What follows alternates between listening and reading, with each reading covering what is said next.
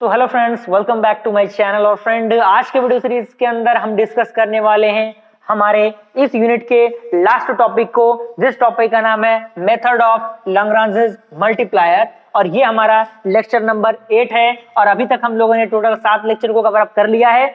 8 lecture हमारा last lecture है इस यूनिट का, यानी यूनिट नंबर 1 का हमारा क्या है, ये लास्ट लेक्चर है। इसी के साथ हमारा यूनिट नंबर 1 कवर अप हो जाएगा। अगर आपने प्लेलिस्ट को चेकआउट नहीं किया तो जरूर प्लेलिस्ट को चेकआउट कीजिएगा और सारे वीडियोस को जरूर देखिएगा, क्योंकि सारे वीडियोस का कनेक्शन एक दूसरे के साथ है। सारी चीजें कनेक्शन यानी कनेक्टिविटी के साथ काम करती हैं। तो कहीं ना कहीं पुराना कंसेप्ट जब तक आपका क्लियर नहीं रहेगा, इन कंसेप्ट में कहीं ना कहीं आपको दिक्कत परेशानी हो सकती है। ओके, तो बने रहिएगा वीडियो में, और काफी कम समय में बेहतर से बेहतर चीजें बताने की पूरी कोशिश की जा रही है। और मेरा मानना यह है कि वीडियो ड्यूरेशन कम हो लेकिन चीजें बेहतर तरीके से आपको समझ में आनी चाहिए। तो बस इसी मोटिवेशन के साथ हम लोग आज की वीडियो सीरीज को स्टार्ट करते हैं। हेडिंग आपको बना लेना है मेथड ऑफ लैग्रांज मल्टीप्लायर के नाम से।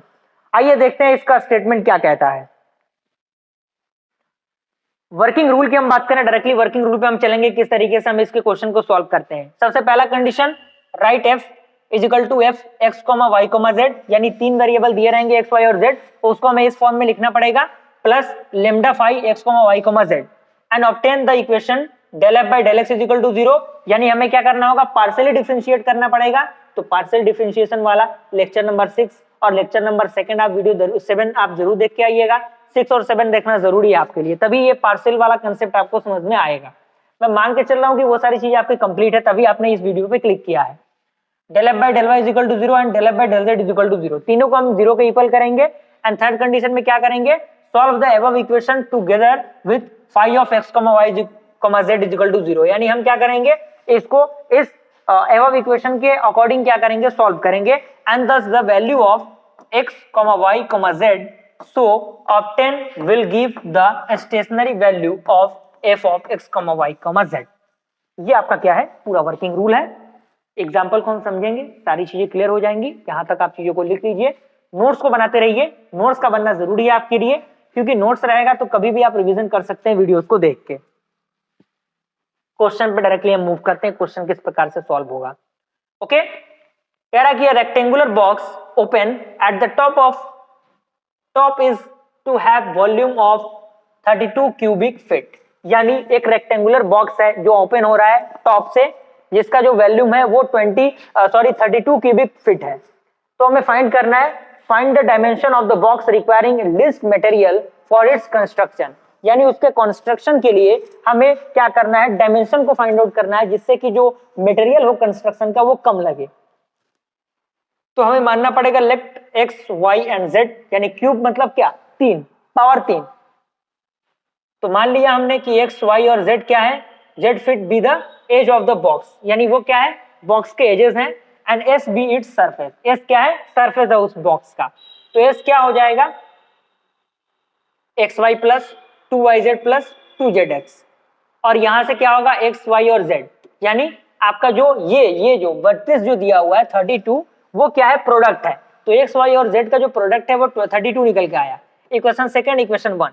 अब इक्वेशन सेकंड में हमें क्या करना है, इलिमिनेटिंग जेड फ्रॉम इक्वेशन 1, यानी जेड को हमें इक्वेशन 1 से इलिमिनेट करना है। तो जब हम इलिमिनेट करेंगे विद इक्वेशन सेकंड की मदद से, तो हमें क्या मिलेगा, हमें एस मिलेगा एक्स वाई प्लस 2, और यहाँ पे क्या मिलेगा, y plus X into 32 upon X Y is equal to, इसको हम थोड़ा और सिंप्लीफाई करेंगे तो X Y plus 64 into 1 upon X plus 1 upon Y मिलेगा।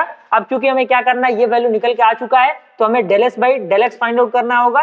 तो विद रिस्पेक्ट टू हमें एक्स फाइंड आउट करना है, तो वाई एज ए कांस्टेंट लेके चलेंगे हम लोग। तो यानी यहाँ पे क्या बचेगा, वाई बचेगा, क्योंकि एक्स का तो 1 हो जाएगा, तो Y minus 64 upon X square हो जाएगा। ओके, क्योंकि माइनस में यहाँ पे देखिए इसका जो डिफरेंशिएशन होता है वो माइनस अपॉन ये वाला टर्म यहीं पे यहाँ पे यूज हो रहा है। ओके, इसका यहाँ प्लस 1 है, प्लस 1 बाई एक्स का क्या होता है, ये 1 बाई एक्स दिया हुआ है, इसका माइनस 1 अपॉन एक्स स्क्वायर होता है, इसीलिए 64 upon X square equal to 0 आया।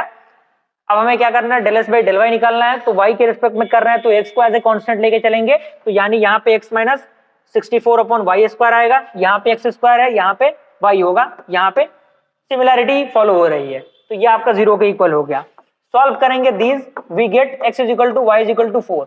तो हमें क्या मिलेगा, x और y का वैल्यू किसके इक्वल मिलेगा, 4 के इक्वल मिलेगा। हम इन इक्वेशन को सॉल्व करेंगे, इक्वेट करेंगे तो, और मैं मान के चल रहा हूं कि बेसिक डिफरेंशिएशन आपको आता है, बेसिक कैलकुलेशन आपको आता है, क्योंकि आप लोग हायर डिग्री कर रहे हैं तो कहीं ना कहीं आपका थोड़ा सा कैलकुलेशन थोड़ा सा फास्ट होना चाहिए, थोड़ा सा जरूरी है इंप्रूवमेंट आपके लिए।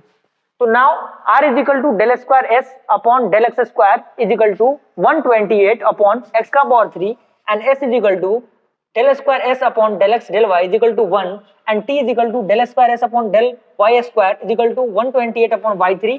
अब s r t ये क्या है, जब तक आप पार्शियल डिफरेंशिएशन वाले वीडियोस नहीं देखेंगे क्लियर नहीं होगा। तो मैं रिकमेंड करूंगा कि लेक्चर नंबर 6 और 7 जरूर देख के आइए, तभी यहाँ पे मूव कीजिए। अब चूंकि हमें x और y का वैल्यू z 4 मिला हुआ है, तो rt minus S square equal to क्या होगा, 2 इंटू 2 माइनस 1, तो वैल्यू क्या आएगा, पॉजिटिव आएगा। And r is also positive, तो वैल्यू पॉजिटिव है, r भी आपका पॉजिटिव है, तो हेंस s इज मिनिमम, यानी वैल्यू पॉजिटिव है तो मिनिमम हमें मिलेगा, वैल्यू निगेटिव है तो मैक्सिमम हमें मिलेगा, तो यहाँ पे मिनिमम मिलेगा for x is equal to y is equal to 4 के लिए।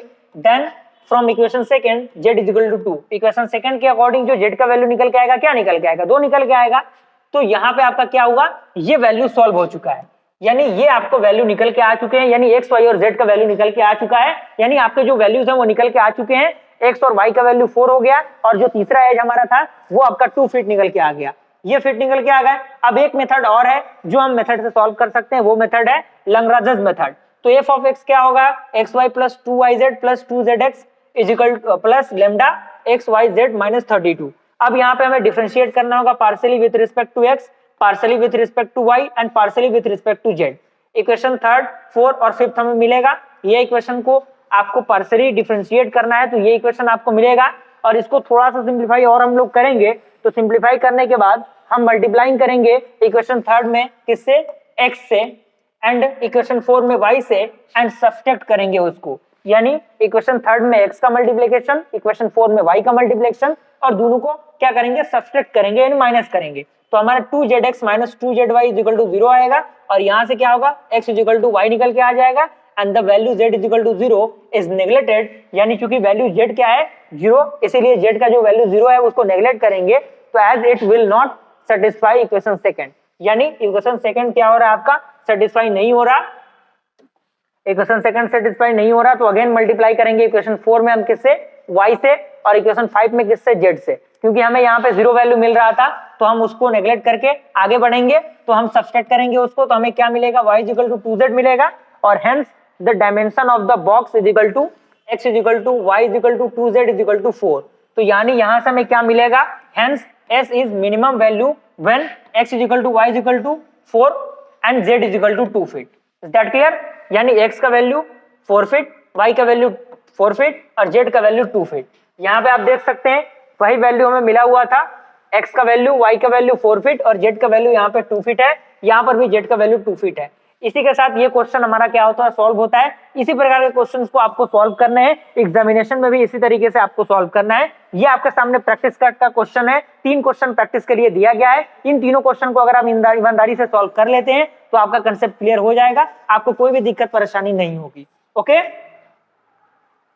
तो मुझे पूरी उम्मीद है कि यहाँ तक पूरा प्रोसेस आपको समझ में आया होगा, और इसी के साथ हमारा जो ये यूनिट है, ये यूनिट भी हमारा कंप्लीट होता है, जिसमें हमने अच्छी तरीके से रोल्स थ्योरम को, लैग्रांज मीन वैल्यू थ्योरम को, एक्सपांशन वाले पार्ट को, मैक्सिमा मिनिमा को, पार्शियल डिफरेंशिएशन को, सारे कंसेप्ट को सीक्वेंस बाय सीक्वेंस मैंने कंप्लीट किया हुआ है, और काफी कम समय में मैंने लेक्चर्स को डिलीवर करने की कोशिश की है, और बेस्ट से बेस्ट चीजें बताने की मैंने कोशिश की है। तो सारी चीजें आपका प्रैक्टिस पर ही डिपेंड करती हैं, जितना ज्यादा प्रैक्टिस आप करेंगे उतना ज्यादा सीखेंगे, और मैथमेटिक्स का मतलब ही होता है प्रैक्टिस, और प्रैक्टिस करते रहिए। और मोटिवेशन की जरूरत मुझे है, थोड़ा सा अपने ओपिनियन को जरूर बताइएगा कि वीडियोस कैसे लग रहे हैं, तभी थोड़ा सा मैं और भी इंप्रूवमेंट कर पाऊंगा। ओके, अगर वीडियो पसंद आया लाइक जरूर कीजिएगा फ्रेंड्स, मिलते हैं ऐसे इंटरेस्टिंग वीडियो के साथ, तब तक के लिए थैंक यू।